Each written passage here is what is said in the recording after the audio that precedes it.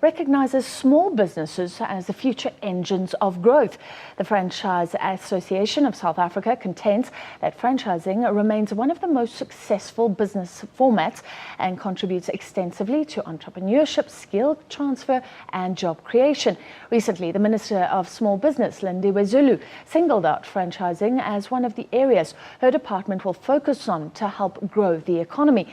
So the focus tonight is on franchising, and I'm joined by the chairman of the Franchising Association of Southern Africa, John Baladakis, who is a multiple store pick and pay franchisee, and Kurt Geneapril, who is a franchisee in Weltevreden Park, running a Jimmy's Killer Fish and Chip Shop. Welcome, gentlemen. John, let's start with you. So despite the bad economy, you say there's research that franchise owners are actually pretty optimistic and doing well. Yes, so the 48% of the franchisees polled in our last franchise survey said that they expect to grow within the next year in sales. And during the course of the 2013-2014 year, our survey revealed that we had a growth of about 900 to 1,000 outlets within franchising, with an average of about 14 people employed in each one of those outlets. So we actually grew jobs by about 14,000, 15,000 jobs during the course of that period. That's even better than I've heard of an average of 10. So it's actually quite high.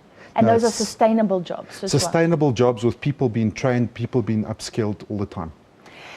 Kurt, let me put this to you. The question is, how big is the brand effect? How much more effective is it to have a Jimmy's Killer Fish and Chips above your shop rather than a Kurt seafood outlet? Just tell me about your experience. Definitely in today's world, everything is about brand. If you look at the bank specifically, Standard Bank, you're not going to go to anywhere to put your money under the mattress. You're going to go to a brand. And it also just opens doors for us as franchisees. It opens doors. Customers come into our stores, and it's brilliant for the brand. Because it is an investment, and you've got to pick which brand to back. How did you pick? I've been I think I've been passionate about owning my own franchise for many years. And I've gone to all of the franchise expos, and I spent quite every year I went there and I looked into all of the other brands, and I ended up standing at the Jimmy's counter, and I looked at their brand and I looked at their product, and I went out and I actually ate their product, and it was sold. That product sold me. I went in there and the product sold itself to me. The proof is in the eating. The proof is in the pudding. John, is that a big differentiator, the brand that you back as a franchisee or franchise owner? Sure. I mean, it stands to reason that the bigger the brand that you're participating in, the better your business is going to be, the better your advantages towards the competition that you have around you. So yes, without a doubt, the brand is a thing. But we must never forget that all brands start as small brands. And if you have a look at what's happening within the franchise industry currently, we've got all these lovely little small brands which are looking have got so much potential to become the next big brands, the next Taste Holdings within South Africa. So yes, without a doubt, the brand is important, but there's so much merit in the smaller brands as well. What is the trend?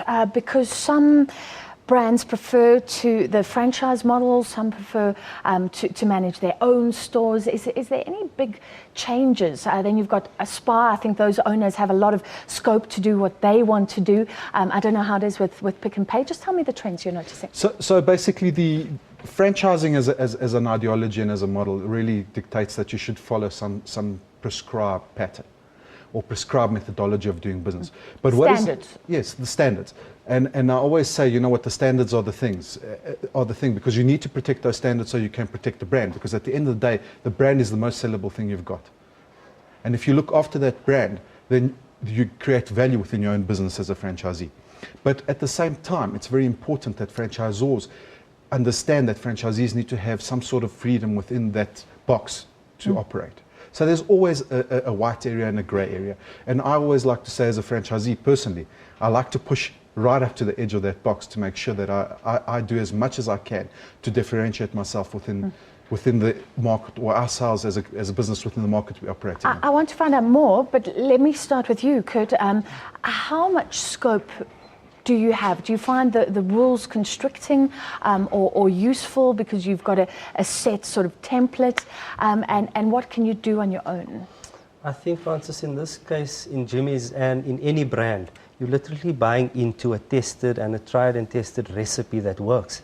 So I think it works for us to actually use what the brand actually gives you.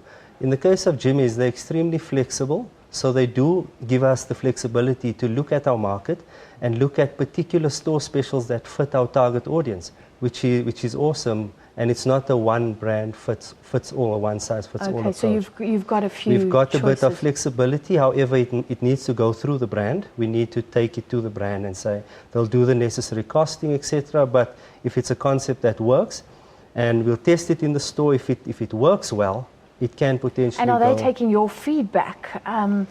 So all the stores can essentially learn from each other. That's exactly it. It becomes a little learning organism, I guess.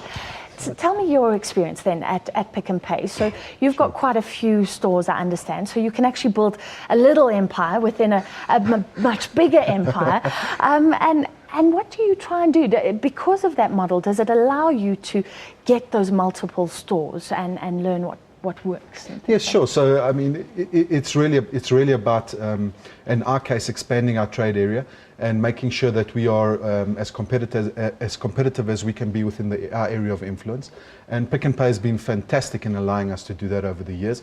20 years in a business that's 20 years in the making. So obviously we've had a lot of experience in operating multiple stores, because that's a major issue within the franchising arena. Is franchisees need to develop the competency to be able to run multiple store operations, and that's becoming more and more frequent within franchising in South Africa, and even to the extent that franchisors are choosing to favour that franchisees are able to expand their businesses and add more stores onto their portfolio. Because they know you and trust you. You tried, you tested, you understand the brand, you understand how the brand works. You've got the experience to work within the framework that has been given to you. You've got the experience to be with the customers and offer the customers the correct branding, the correct service, etc. You, I understand, are the first franchisee who's a chair of this Correct. franchising organisation. Yes, FASA. How come it's taken so long for that to happen?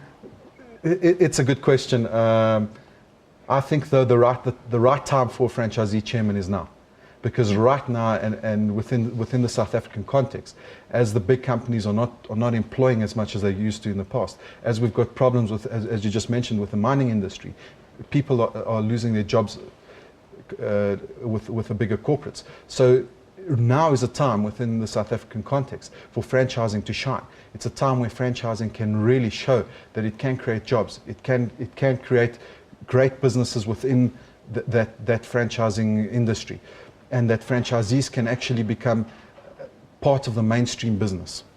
And we can empower people through franchising. Final word from you both, briefly. Kurt, do you feel supported by the franchisors in South Africa? I definitely do. From a Jimmy's perspective, I think we've got full support in terms of our distribution centre and where we get all our stock from. We also have the training element where they come into our stores, they give us our full So it helps with training, the staff. helping with our staff complement. Also, we get every month we have checks, store checks on a monthly basis coming in, making sure that we are sticking to the standards. Then on a bigger level, and I'll end with you, are you feeling supported by government if this is a great job creator, and what support can you hope to get? So yes, as far as government is concerned, I think with the establishment of the new small business ministry, I think that's a huge step on government's behalf to move towards creating more opportunities for the small business industry in South Africa. And specifically, if you look at what the minister said, that he's trying to remove the red tape to doing business, you know, within the legal frameworks. And then, of course, at this stage, I think it's more important what the industry can also do for government, because the small business for South ministry Africa, we and need for jobs. South Africa, because it's still a young ministry. It's only 1.5, nearly 2 years in the making. So at this point in time, I think it's important for all business in South Africa to say, how do we support small business within South Africa? How do we empower people? And that's what FASA wants to do during the course of the next year. I like that note to end it on. Thank you, gentlemen. That was the chair of the Franchising Association of South Africa, John Baladakis, and franchise owner Kurt Geneapril.